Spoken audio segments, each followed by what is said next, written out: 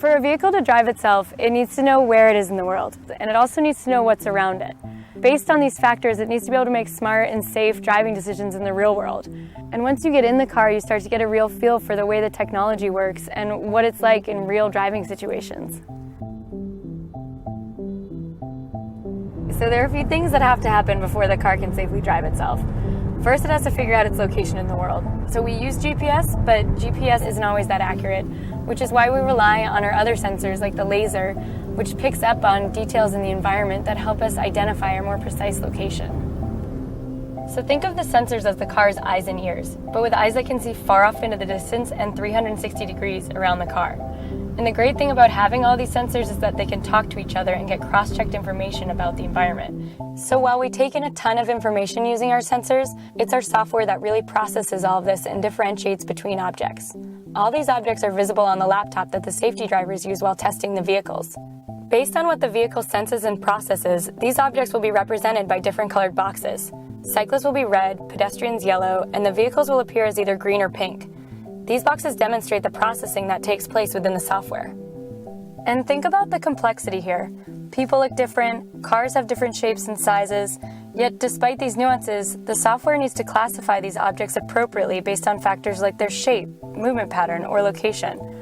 For example, if there's a cyclist in the bike lane, the vehicle understands that this is a cyclist, not another object like a car or a pedestrian, so the cyclist appears as a red box on the safety driver's laptop.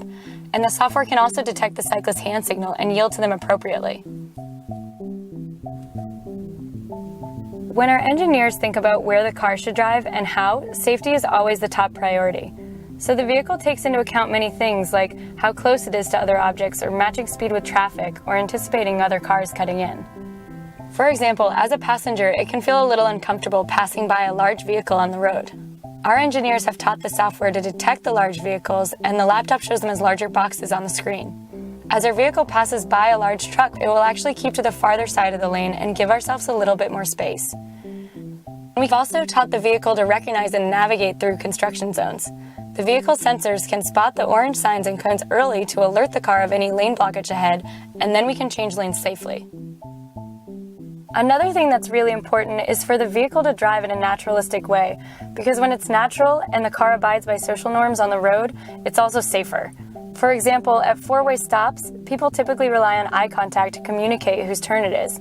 And in our case, the vehicle inches forward into the intersection to indicate its intent. So my role as a safety driver is first and foremost to keep the car, myself, and everyone around me safe. And in addition to keeping the car safe, I also provide detailed feedback to developers and let them know the car does anything that maybe I wouldn't have done personally. Maybe the car wasn't assertive enough in a lane change or wasn't fast enough at a green light. We provide the detailed feedback so they can fine-tune the whole driving experience. By getting out there and driving in the real world, we're getting a better understanding of what exactly it's going to take to improve the safety and comfort and ease of transportation.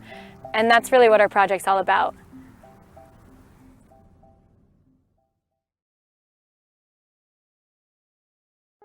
Introducing Software Series 7. Start your morning with Summon. While you get ready, summon your Tesla from your Tesla app, automatically opening the garage, pulling out, and closing the garage for you. Combining a newly streamlined interface with the enhanced control and versatility of your daily commute. Over-the-air updates continually improve and add new features to Autopilot. Autopilot removes the stress from your commute. Designed for highway use, Autopilot assists you with the routines of daily driving, whether you're cruising or crawling. To the left and right of the speedometer, find the icons for traffic-aware cruise control and auto steer. These appear as gray when available and blue when active. Use the cruise stalk to engage traffic-aware cruise control. Pull it toward you once to engage smart speed and twice to activate auto steer as well. Keeping your hands on the wheel, ease back as traffic-aware cruise control maintains your cruising speed, dynamically adjusting in response to other vehicles. Auto steer will keep to the curve of the road, sensing both the lane boundaries and the surrounding traffic. If you wish to change lanes, check for space and signal as usual. This triggers auto lane change, which will merge you safely into the desired lane.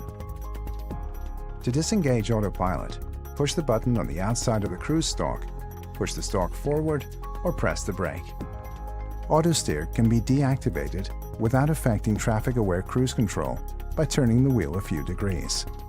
Please remember that these features are meant only for highway use.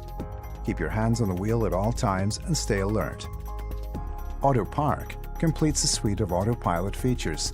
As you drive past an open spot, pull about one car length ahead and come to a complete stop. Model S will scan the space and display a P on your instrument cluster. Signal and shift to reverse. Press Start and Auto Park will initiate, guiding you perfectly into position.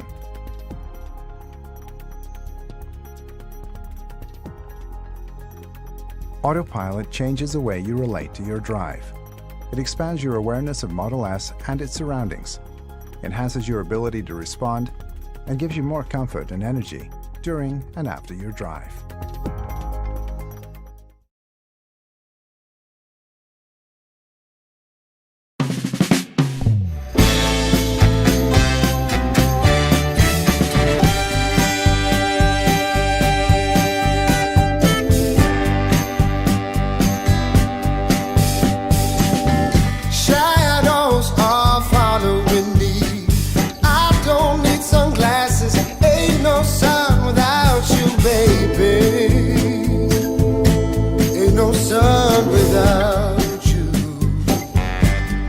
Won't you just be my ray of sunshine? I just want my ray of sunshine. Get away from this rain for a minute, baby. I just want my ray of sunshine. You know that I deserve it. Oh, now won't you give it to me?